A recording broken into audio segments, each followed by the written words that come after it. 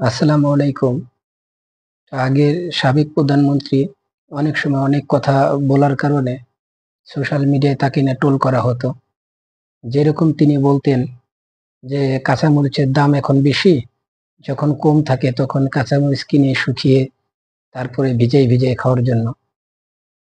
তিনি বলতেন যখন বেগুনের দাম বেশি, তখন বেগুনি না খেয়ে কুমড়ো দিয়ে বেগুনি বানিয়ে খাওয়ার জন্য। তিনি এই ধরনের কথা বলতেন যে কারণে মানুষ যাতে একভাবে চলতে পারে। আপনি যেই জিনিসটার দাম বেশি, সেই জিনিসটা আপনার নাগালের বাইরে আপনি কিনতে পারতেছেন না। তো ওটার বিকল্প যাতে কোনো কিছু করতে পারেন সেই বিষয়ে তিনি বলতেন। কিন্তু সেটা নিয়েও ট্রোল করা হইতো।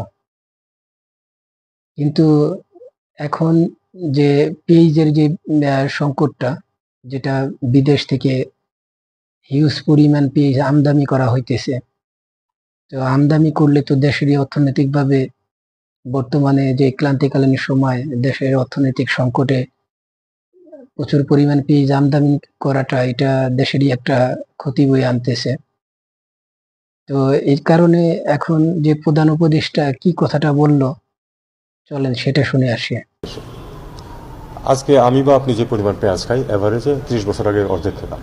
আমাদের আসলে পেঁয়াজ কোনো দেশ থেকে আমদানি করার কোনো প্রয়োজন নেই যদি আমরা তো একটু দেখেন এই যে সাশ্রয়ী হই। পররাষ্ট্র উপদেষ্টা জনাব তহিদ হোসেন, তিনি যে কথাটা বলল, পেঁয়াজ কমিয়ে খাওয়ার জন্য। এখানে জাস্ট আমরা যারা বাঙালি তারা কোনো কিছুই কম খাওয়ার লোক না। কারণ আমরা কিভাবে কম খাবো? আমরা তো কম খাওয়া শিখি নাই। কোন জিনিসের দাম বেশি, কোন জিনিসের দাম কম, আহ জিনিসপত্রের ঊর্ধ্বগতি, এগুলো আমরা কখনোই বিবেচনা করি না।